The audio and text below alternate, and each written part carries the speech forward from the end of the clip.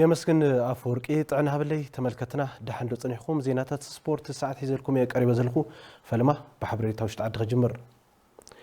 فيدريشن بشكليتا تግራይ اب زكايدو مبل 22 ጉባኤ አባላት ፈጸምት ስራሕ መሪጹም ጽጋቡ ዘፈሩ በዝርዝር ቀርበናል فيدريشن بشكليتا تግራይ ጥር 14 2018 ዓመተ ምህረት ኣብ ዘካየዶ መበል 22 ጉባኤ ነቲ ፌደሬሽን ዝመርሑ አባላት ፈጸምት ስራሕ ዝመረጸ ኮይኑ ካብቶም ዝተመረጹ ፈጸምት ስራሕ ኮሚሽነር ኮሚሽን ፕላን ትግራይ ዶክተር ሃንሳ ተኽላይን ኣይተጎይቶም ተስፋይን እቲ ፌደሬሽን ዝነበሩ ጥንካረታት ብምቕጻል ኣብቶም ከም ክፍተት ዝለዓሉ ድማ ንምትዕራይ ከም ዝሰርሑ ይገልጹ ላብ መሬት ወሪድ ካምስ ህዝቢ ተላዓልካ ካብዚ ህዝኒኦ ብልበለ ጽውን ትግራይ ትፍለጠሉ ዓውዲ ዓለም ትፍለጠሉ عينة سبورت مقبر علمنا إنا أوز عمد كفتوزني لما انتي نسخة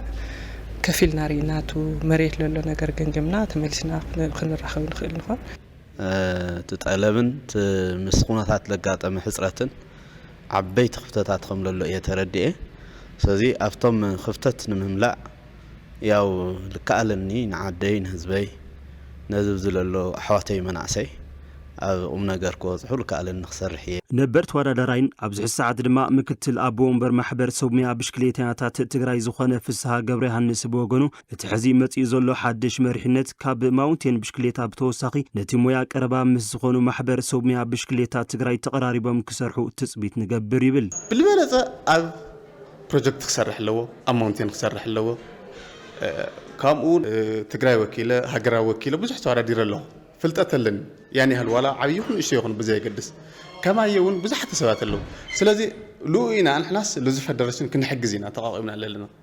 نحاول فترنا لنا نمبر لبعنا نجور نجار خالي لنا احنا كنسرح طبعا دم أبيد أو تحت فدرشين يلا ناسي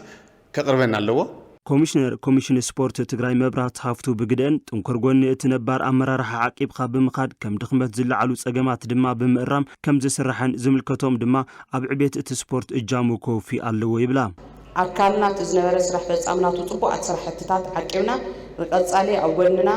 ኣብ ጎኖምን ሰሙን ኣብ ጎንና ዓስሉ ክድግፉና እናገበርና ዝሕሸ ስራሕ ንምስራሕ ድልዋት ክንኾን ይግባ ኣብ ዘሎ ጉባኤተኛውን እቲ ስፖርት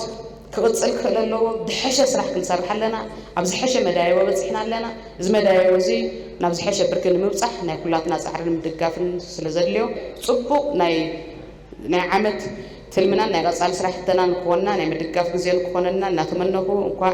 دحنا مزاكم እቲ ፌደሬሽን ጥር 14 ዓመተ ምህረት ኣብ ዘካየዶ መበል 22 ጉባኤ ኣይተ ዘርኡ ገብረ ሊባኖስ ዶክተር ሃንሳ ተስፋይ ኣይተ ጎይቶም ተስፋይ ወይዘሮ አበባ ዓለም ኣይተ ክፍለ አረጋይን ኣይተ ጌደን ገብረ ተኽለን ነቲ ፌደሬሽን ዝመርሑ ሓድሽቲ አባላት ፈጸምቲ ስራሕ ኮይኖም ዝተሓረዩ እንትኾኑ ነቲ ፌደሬሽን ብፕሬዝዳንትነት ክመርሑ ዝጸንሑ ኣይተ አሰፋ ገብረ ስላሴን ምክትል ፕሬዝዳንት ኣይተ በርሁ ተኽለ ብርሃንን ሓዊሱ ኣብ ዝተፈላለዩ ደረጃ ስራሕ ክሰርሑ ዝጸንሑ ኣይተ ንጉስ ግርማይ ኣይተ ፀሃየ አደም ኣይተ ፍስሐየ አለማየሁ ድማ ንዘበርከትዎ ስራሕ ብምስጋን ወረቀት ምስክር ብምሃብ መሰነይታ ተገይርሎም